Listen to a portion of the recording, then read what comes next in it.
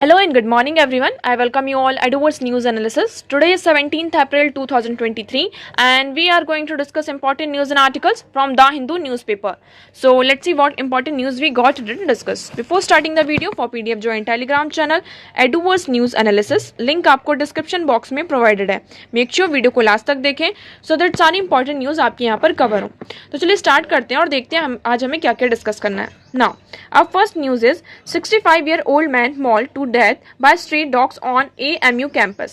Now, यहाँ पर हम क्या देख रहे हैं कि जो स्ट्रीट डॉग्स का अटैक है वो कंटिन्यूसली क्या हो रहा है, इंक्रीज होता नजर आता है. आप इसको यहाँ पे जो स्ट्रीट डॉग्स का टॉपिक हमने यहाँ पे कवर किया था, आई होप आप सभी को यहाँ पे याद होगा कि चिल्ड्रन के ऊपर कितना ज्यादा यहाँ पे स्ट्रीट डॉग्स का अटैक यहाँ पर बढ़ रहा है. ठीक है, और उनके कारण यहाँ पे जो बच्चों की यहाँ पर बहुत ज्यादा डेथ हो रही है. अब ये जो केसेस है कंटिन्यूसली इंक्रीज होते नजर आ रहे हैं. ये केस है कहाँ का, अलीगढ़ मुस्लिम यूनिवर्सिटी कैंपस का केस है. वहां पर 65-year-old मैन ही वॉज मतलब कि वो यहाँ पर मॉर्निंग वॉक के लिए आए थे और he was talking on in his phone.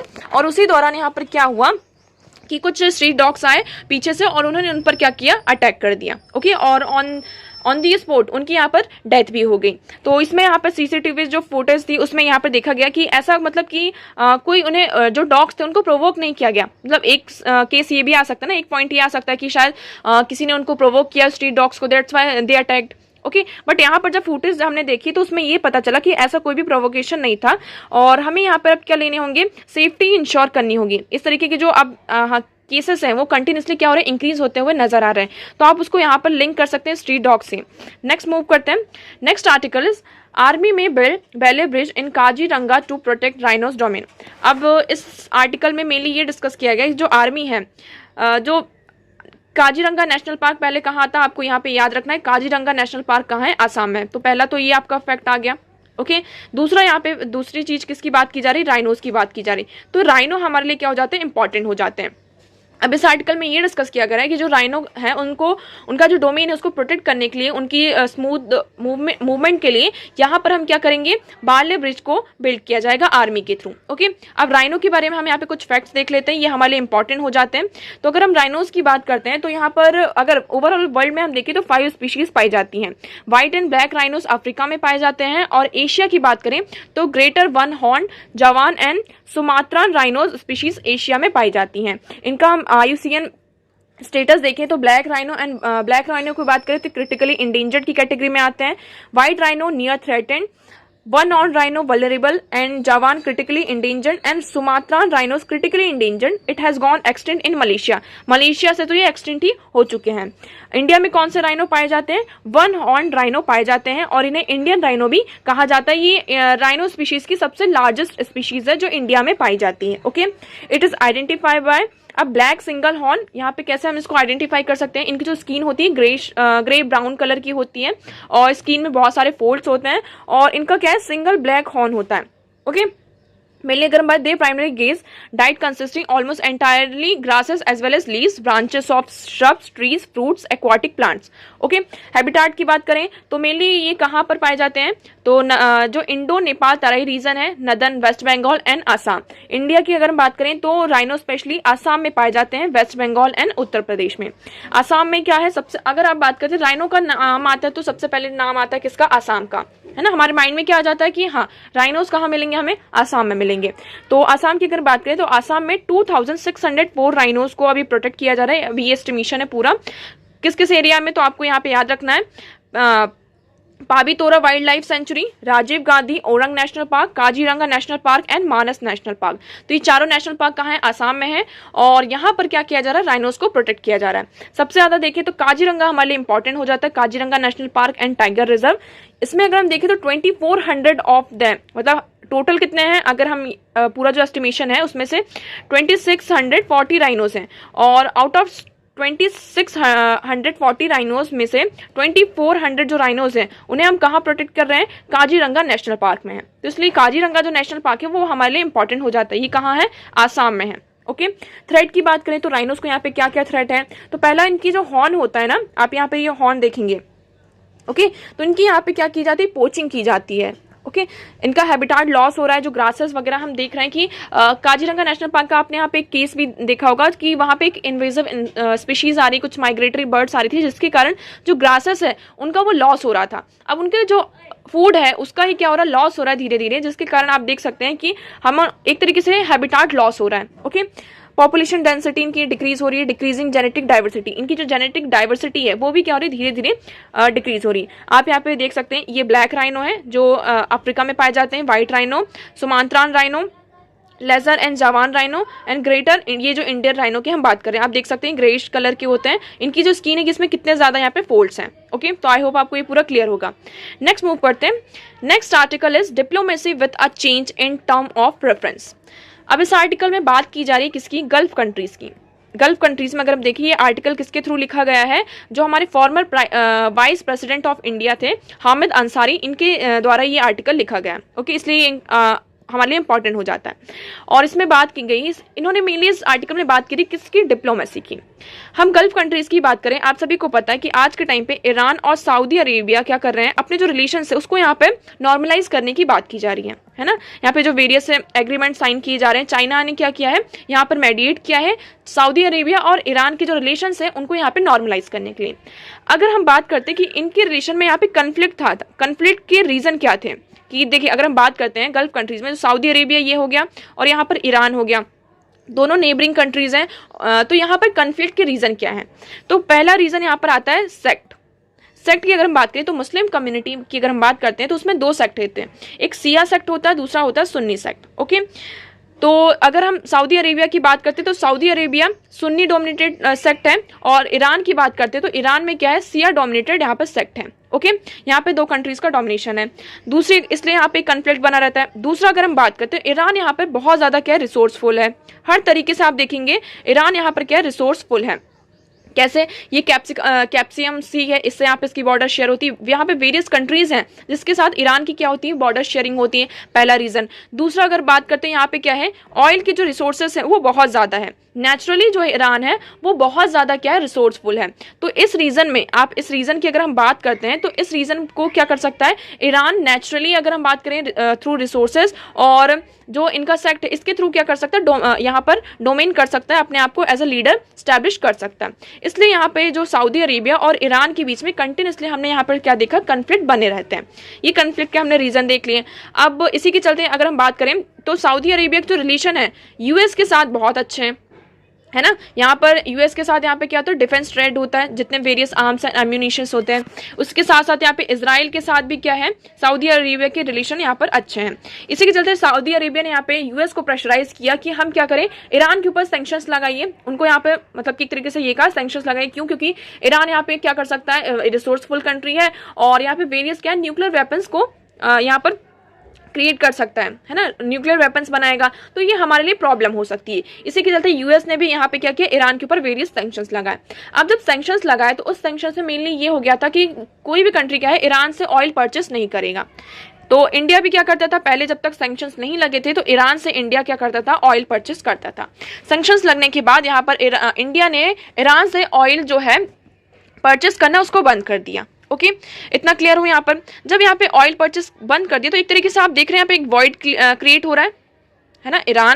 Iran और इंडिया के जो रिलेशन की अगर हम बात करते हैं, अगर हम ईरान और इंडिया के रिलेशन की बात करें तो बहुत अच्छे हैं। क्यों, क्योंकि इंडिया में भी क्या है, शिया सेक्ट के यहाँ पे मुस्लिम्स रहते हैं, इसलिए पहला तो रीजन ये हो गया। दूसरा, हम ईरान के साथ यहाँ पे ऑयल परचेस करते थे, है ना, ऑयल और ये सारे जो क्रूड ऑयल है ये हम ईरान के साथ परचेस करते थे, इसलिए हमने देखा कि हमारे जो रिलेशन थे ईरान के साथ हमेशा से ही अच्छे रहे हैं। ओके बट जब यहाँ पे ईरान के ऊपर सैंक्शंस लगाए यूएस ने, तो इसके चलते यहाँ पे क्या हुआ, हमने यहाँ पे ईरान से ऑयल जो परचेस है उसको करना बंद कर दिया, ऑयल परचेस बंद कर दिया, जिसके कारण आपने यहाँ पे देखा कि एक वॉइड क्रिएट हो गया। पहला रीजन ये, ठीक है, आप यहाँ पे फैक्ट्स नोट करिएगा। दूसरा अगर हम बात करते हैं, वॉइड क्रिएट हुआ, तो यहाँ पे जब वॉइड क्रिएट हुआ तो कौन आ गया, यहाँ पर चाइना आ गया। चाइना क्या कर रहा है, आप सभी को पता है, उसका GIS प्रोजेक्ट है ना, ग्लोबल इनिशिएटिव जो इंसेंटिव है, इसके थ्रू यहाँ ग्लोबल सिक्योरिटी इनिशिएटिव है, इसके थ्रू वो क्या करना चाहता है, जितने भी रीजन्स हैं वहां पर पीस को स्टैब्लिश करना चाहता है, स्टेबिलिटी को अपहोल्ड करना चाहता है। अभी किस तरीके से होगा, मतलब हर रीजन में वो क्या करना चाहता है, चाइना एक तरीके से अपने आप को स्टैब्लिश करना चाहता है। अब पहला रीजन तो यहाँ पर चाइना की इन्वॉल्वमेंट हो गई। थर्ड अगर हम बात करते हैं, यूएस ने क्या किया, अफगानिस्तान से अपने आप की जो उसकी मिलिट्री थी उसको पुल आउट कर लिया, है ना। तो इससे यहाँ पर क्या हुआ कि ये जो रीजन था, गल्फ कंट्रीज का यहाँ पर रीजन था, हमने यहाँ पे देखा जो यूएस का डोमिनेशन ज़्यादा था। बट जब यूएस ने अफ्रीका से अपनी जो मिलिट्री उसको यहाँ पे पुल आउट कर लिया, वहाँ से हट गया यूएस, तो एक तरीके से जो ट्रस्ट होता है ना जो यूएस के ऊपर एक ट्रस्ट था इन कंट्रीज़ का, वो धीरे धीरे क्या होने लगा, डिमिनिश होने लगा, कम होने लगा, कि इन फ्यूचर क्या हो सकता है, यूएस इस रीजन से भी अपने आप को पुल आउट कर सकता है, तो हमें यहाँ पे सिक्योरिटी कौन प्रोवाइड करेगा। एक तरीके से ये क्वेश्चन यहाँ पर उठता है। ओके, तो हमने यहाँ पर देखा इस तरीके से यहाँ पे जो यूएस की पावर है, यूएस का जो डोमिनेशन है, इस रीजन से धीरे धीरे क्या होने लगा, डिमिनिश होने लगा। इसी के चलते अभी हमने यहाँ पर देखा कि जो ये कंट्रीज हैं, गल्फ कंट्रीज हैं, अब वो क्या कर रही हैं, अपने जो रिलेशंस हैं उनके बीच में जो इश्यूज थे उसको यहाँ पे नॉर्मलाइज करने की बात की जा रही है, उसको रिजॉल्व करने की बात की जा रही है। ओके, तो आई होप आपको यहाँ पे क्लियर होगा पूरा। अब यहाँ पे इसी के चलते हमने यहाँ पे देखा ईरान और सऊदी अरेबिया को यहाँ पे किसने मेडिएट किया, चाइना ने मेडिएट किया। और चाइना ने जब मेडिएट किया और इसी के चलते यहाँ पे ये दोनों क्या कर रहे हैं, अपने जो रिलेशन है उसको नॉर्मलाइज कर रहे हैं। ओके, अब इसमें यहाँ पे अमेरिका और इजराइल का रिएक्शन कैसा रहा, तो देखिए last month Chinese Academy observed in the Global Times that China's diplomacy as a major power is just getting started and may even result in some marked change in the regional situation. US reaction apart from concealed surprise reflected in the change in terms of the reference in international diplomacy. तो यहाँ पर US के relation ऐसे थे कि मतलब कि हमने ऐसा कभी सोचा नहीं था कि सऊदी अरेबिया और ईरान के रिलेशन जो होंगे नॉर्मलाइज होंगे, है ना। तो यहाँ पर क्या एक इंटरनेशनल डिप्लोमेसी में हमें उसके रेफरेंस में यहाँ पे क्या देखने को मिल रहा है, एक सरप्राइज और चेंज देखने को मिल रहा है। धीरे धीरे यहाँ पर हम क्या देख रहे हैं कि जो ये कंट्रीज हैं, गल्फ कंट्रीज, जो गल्फ नेशंस हैं, वो अपने रिलेशन एक दूसरे के साथ यहाँ पे नॉर्मलाइज कर रही हैं और खुद को ही एज अ सिक्योरिटी प्रोवाइडर यहाँ पर बन रही हैं। इवन जो सऊदी अरेबिया ने भी यहाँ पे ये देखा कि जिस तरीके से यूएस ने अफ्रीका से अपने आप को पुल आउट कर लिया है, क्या पता इस रीजन से भी कर ले, तो इसलिए हमें यहाँ पे क्या करना होगा, जो हमारे रिलेशन है उसको डाइवर्सिफाई करना होगा। हमारी जो नेबरिंग कंट्रीज हैं उनके साथ भी हमारे रिलेशन को नॉर्मलाइज करना होगा और रशिया और चाइना जैसी जो कंट्रीज हैं उनके साथ भी हमारे रिलेशन को यहाँ पर मेंटेन करना होगा। ओके, बैकग्राउंड की अगर हम इसमें देखिए बात करते हैं तो बैकग्राउंड देखिए, किसी भी कंट्रीज के साथ यहाँ पर रिलेशन को मेंटेन करना, जैसे अब चाइना है, चाइना का अगर हम डोमिनेशन देखिए तो ये चाइना हो जाता है। तो सबसे ज़्यादा चाइना क्या होता है, चाइना कोई यहाँ पर मिलिट्री के थ्रू या फिर मिलिट्री अलायंस के थ्रू, डिफेंस के थ्रू यहाँ पर अपने जो रिलेशन है वो कंट्रीज के साथ मेंटेन नहीं कर रहा है। वो किसके थ्रू कर रहा है, इकोनॉमिक टाइज के थ्रू। आप यहाँ पर देख सकते हैं इकोनॉमिक टाइज के थ्रू जो अपने रिलेशन है दूसरे कंट्रीज के साथ यहाँ पे मेंटेन कर रहा है, अपने आप को वहाँ पर एक तरीके से डोमिनेट कर रहा है।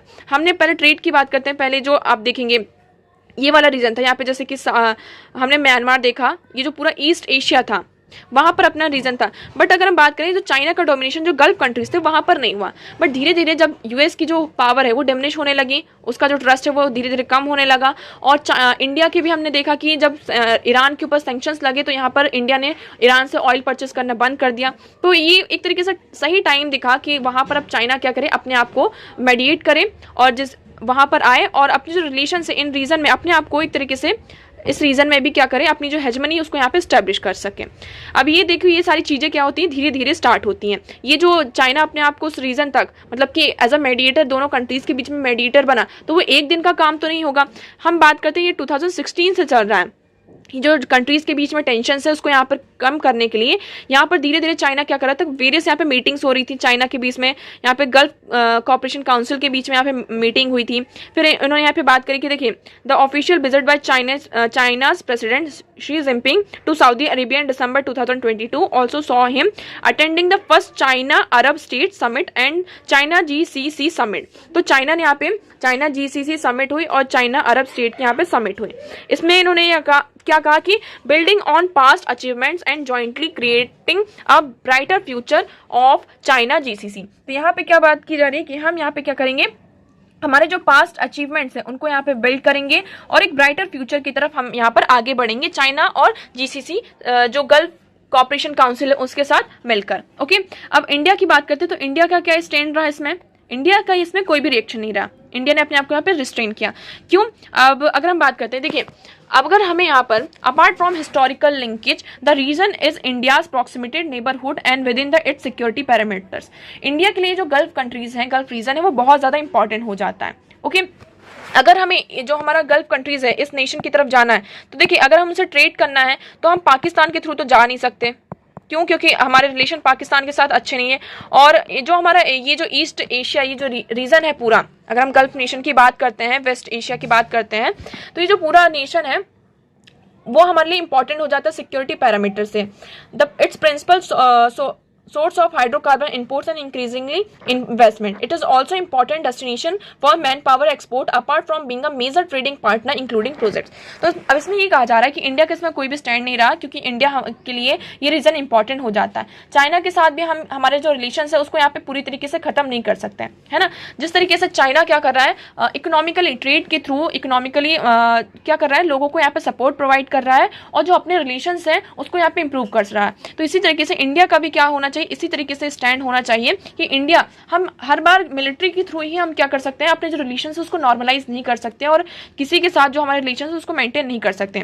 ट्रेडिंग के थ्रू इकोनॉमिकली हम यहाँ पर जो कंट्रीज है उनकी यहाँ पे हेल्प करके उनके जो हमारे रिलेशंस है, बायलैटरल रिलेशंस है, उस पर हम फोकस कर सकते हैं। जैसे कि हम बात करते हैं कि चाइना हमारा क्या है, बहुत बड़ा सोर्स है हाइड्रोकार्बन इंपोर्ट्स का, हम वहाँ पे और ज़्यादा क्या कर सकते हैं, इन्वेस्ट कर सकते हैं।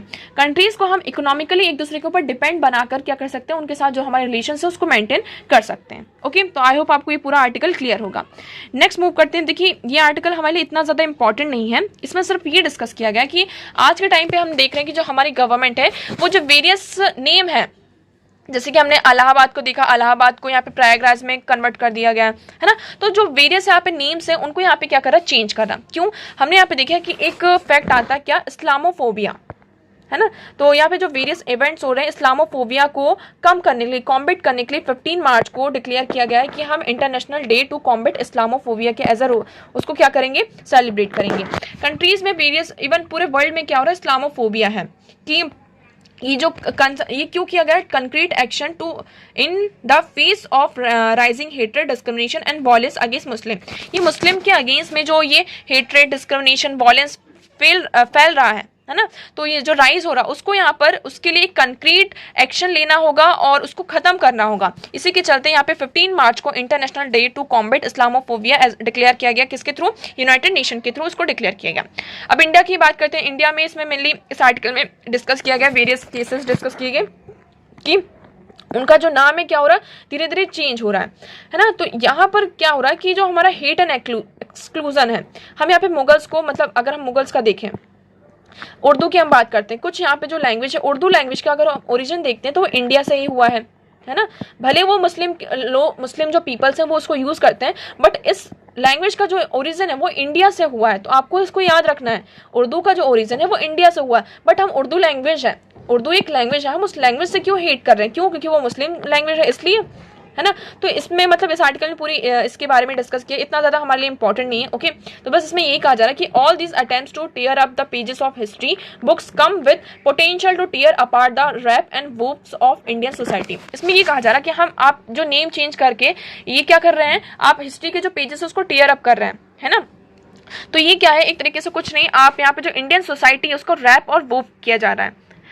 Muslims in India may have treated the Mughals and Sultan with the same indifference or irreverence they reserve for, says the Mauryas, the Guptas and Cholas। तो इसमें ये कहा जा रहा है कि हमें यहाँ पे मुगल्स को, जो सुल्तान है, उनको हम अलग तरीके से क्या करते हैं, एक तरीके से ट्रीट करते हैं। जैसे कि अगर मौर्यास की बात करते हैं, गुप्तास और चोलास की बात करते हैं, इनके लिए हमारा, अगर हम बात करते हैं तो हमारे अलग सेंटिमेंट्स होते हैं और मुगल्स के लिए अलग सेंटिमेंट्स होते हैं। बट मुगल्स ने भी हमारी, अगर हम हिस्ट्री की बात करते हैं तो उन्होंने बहुत कुछ किया। इंडिया में अगर हम देखेंगे बहुत सारी चीज़ें हैं जो मुगल्स के थ्रू यहाँ पर की गई हैं, तो हमें उन चीज़ों को नहीं भूलना चाहिए। ओके, नेक्स्ट हम बात करते हैं।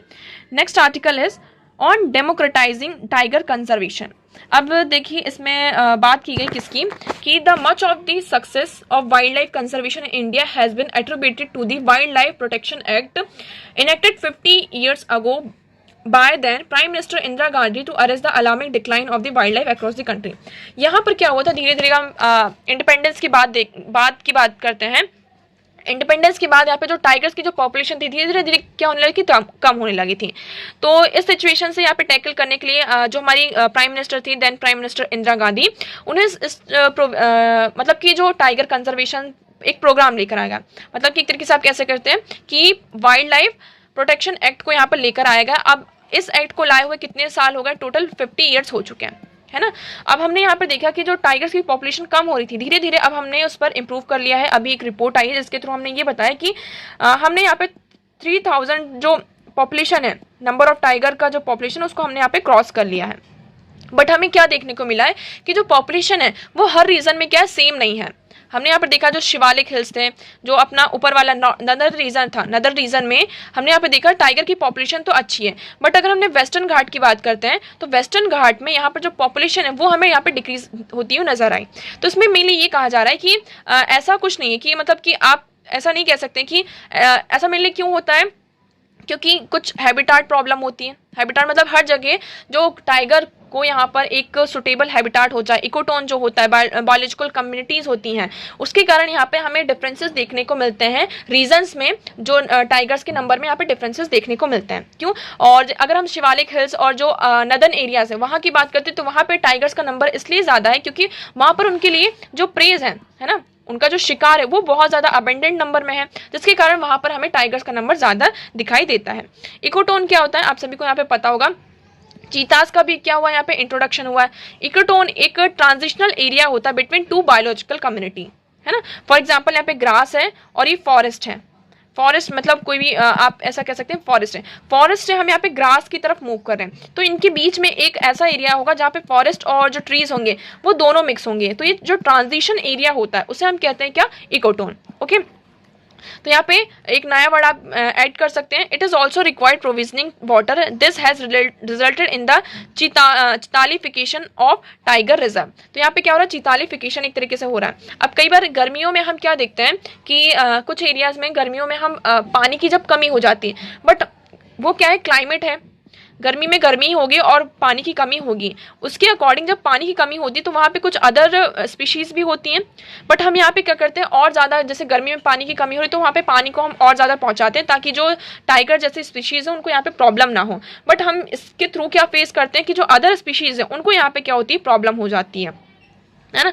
तो देखिए, ऑन डिसेंट्रलाइजिंग कंजर्वेशन, अगर हम अदर कंट्रीज़ की बात करते हैं, अदर कंट्रीज़ में क्या होता है कि जो ये लैंड को और जो फॉरेस्ट एरिया, जो जितना भी नेचुरल लैंड होता है उसको यहाँ पे कौन मैनेज करता है, individual communities, farmer, rancher, corporate, charities, government, ये सब लोग मिलकर क्या करते हैं, जो नेचुरल रिसोर्सेज होते हैं, नेचुरल लैंड्स होते हैं, उनको यहाँ पे मैनेज करते हैं। इंडिया की बात करते हैं तो इंडिया में सिर्फ ये जो सारा इंटरेस्ट है ना, जो ये सारे इंसेंटिव्स हैं वो किसके पास होते हैं, गवर्नमेंट के पास होते हैं, है ना। तो इसमें ये कहा जा रहा है कि अगर हमें जो आप ये क्या किसकी बात की जा रही है, टाइगर कंजर्वेशन की, इसको हमें क्या करना होगा, डेमोक्रेटाइजिंग करना होगा। डेमोक्रेटाइजिंग का मतलब एक तरीके से क्या है, जो पावर होगी वो किसके हाथ में होगी, इंडिविजुअल्स के हाथ में होगी, है ना। कम्युनिटी जो है आसपास, जो जैसे कि टाइगर रिजर्व्स हैं, इनके आसपास की जो कम्युनिटी है उन्हें उस एरिया के बारे में ज़्यादा पता है ना, they are well aware of that particular area, तो उनके बारे में उन्हें ज़्यादा पता है, तो वो अच्छी तरीके से क्या कर सकते हैं, उस चीज़ को अप्रोच कर सकते हैं।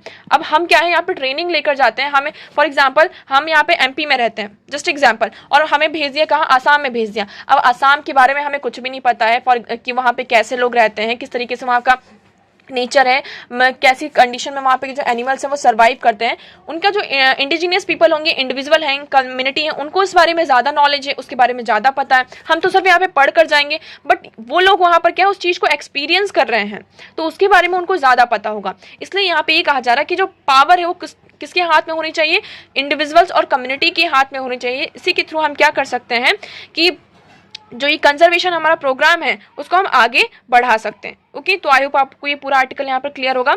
नेक्स्ट मूव करते हैं। Next article is G7 minister commit to work for carbon free electricity by 2035। अब यहाँ पे G7 की मीटिंग होने वाली है, आप सभी को पता है। इसको कौन कर रहा है, होस्ट कर रहा है, जापान होस्ट कर रहा है। ठीक है, पहला तो आपको ये याद रखना है। दूसरा इसके थ्रू, इससे पहले जो G7 की समिट होगी उससे पहले यहाँ पे एक मिनिस्ट्रियल मीटिंग हुई है। इस मीटिंग में यहाँ पे ये कमिट किया कि 2035 तक हम क्या कर देंगे, जो पूरे वर्ल्ड से, पूरे वर्ल्ड को मतलब जो इलेक्ट्रिसिटी होती है उसको कार्बन फ्री कर देंगे।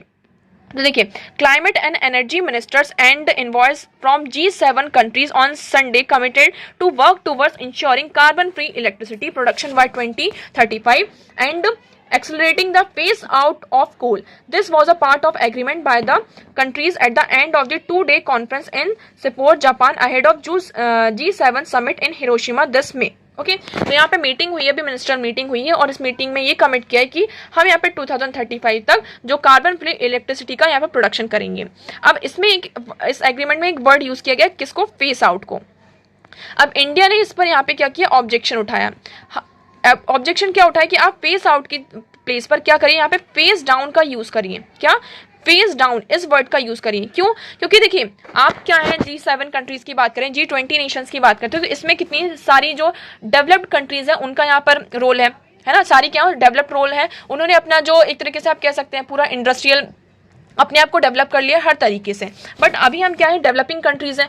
डेवलपिंग कंट्रीज की अगर हम बात करें, इंडिया एंड चाइना स्टिल अभी क्या है, डेवलपिंग कंट्रीज हैं और वो क्या करती हैं, कोल एंड जो क्रूड ऑयल से इसका यूज करती हैं इलेक्ट्रिसिटी के जनरेशन के लिए, और बहुत ज्यादा डिपेंडेंट है किसके ऊपर, कोल के ऊपर डिपेंडेंट है और इलेक्ट्रिसिटी के जनरेशन के लिए। Although we are looking for alternatives, हम यहाँ पर ग्रीन एनर्जी, कार्बन एमिशन को कम करने की बात कर रहे हैं। हम यहाँ पे रिन्यूएबल एनर्जी रिसोर्सेज इसकी बात कर रहे हैं कि हम इसका ज़्यादा यूज़ करेंगे। सोलार एनर्जी की बात कर रहे हैं, इलेक्ट्रिकल व्हीकल्स की बात कर रहे हैं, हाइड्रोजन है ना, हाइड्रोजन की बात करें कि हाइड्रोजन यहाँ पे एनर्जी को हम क्या करेंगे, जनरेट करेंगे। हम यहाँ पे आगे की तरफ बढ़ रहे हैं, बट उसके लिए हमें क्या चाहिए, टेक्नोलॉजी चाहिए और फंड चाहिए। तो यहाँ पर क्या करें, अगर आप 2035 तक इसकी बात करते हैं कि हमें यहाँ पे कार्बन फ्री इलेक्ट्रिसिटी प्रोडक्शन चाहिए, तो इसके लिए आप हमें क्या प्रोवाइड करिए, इलेक्ट्रिसिटी प्रोवाइड करिए, सॉरी टेक्नोलॉजी प्रोवाइड करें एंड फंड प्रोवाइड करें। क्यों, क्योंकि हम तो डेवलपिंग कंट्रीज हैं, हमारे पास ना तो अभी टेक्नोलॉजी है, ना ही इतना फंड है कि हम डायरेक्टली किस पर मूव कर सके, कोल एनर्जी से हम क्लीन एनर्जी की तरफ जा सके। ये प्रोसेस धीरे धीरे ही होगी, बट 2035 तक हम मतलब कि जो आप ये फेस आउट, ये जो वर्ड यूज कर रहे हैं कार्बन का कोल के लिए, उसको हम यहाँ पे इंश्योर नहीं कर सकते। इसके थ्रू आप यहाँ पर क्या करें, फेस डाउन इस वर्ड को आप यूज करेंगे तो ये ज्यादा सुटेबल होगा। ओके, नेक्स्ट हम मूव करते हैं। Now next article is legalizing same-sex union will improve mental health outcomes among LGBTQIA plus individuals। अब देखिए इसकी जो सुनवाई है, इसमें पिटिशन फाइल की गई थी कि जो लीगलाइज करना है सेम सेक्स यूनियन का, जो आप तरीके से मैरिज है उसको यहाँ पे लीगलाइज करिए।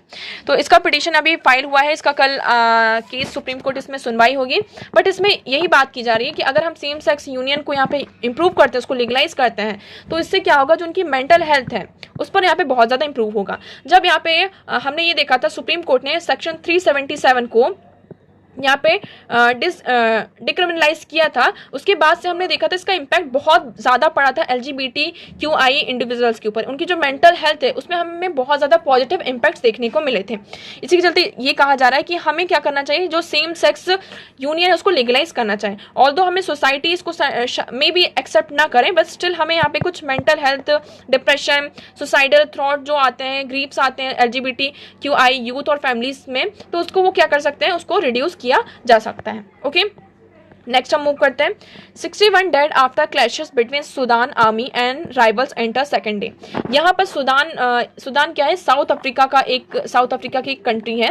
ओके, यहाँ पर जो क्लैशेस हो रहे हैं, क्लैशेस इन द सेंस आप ऐसे कर सकते हैं कि वहाँ पर जो रिजीम है इस टाइम पे, जो गवर्नमेंट है उसको यहाँ पे चेंज करने की बात हो रही है, और इसी के चलते यहाँ पे जो आर्मी है, दो ग्रुप्स हैं वहाँ पर, उन दोनों के बीच में यहाँ पे क्लैशेस हो रहा है। तो ये अभी 2-3 के अंदर में 61 लोगों की यहाँ पे डेथ हो चुकी है। इसी के चलते यहाँ पे जो वेरियस सूडान में, यहाँ पर सूडान इंपॉर्टेंट इसलिए हो जाता है क्योंकि वहाँ पर जो फूड सिक्योरिटी का प्रोग्राम है वहीं से स्टार्ट हुआ था।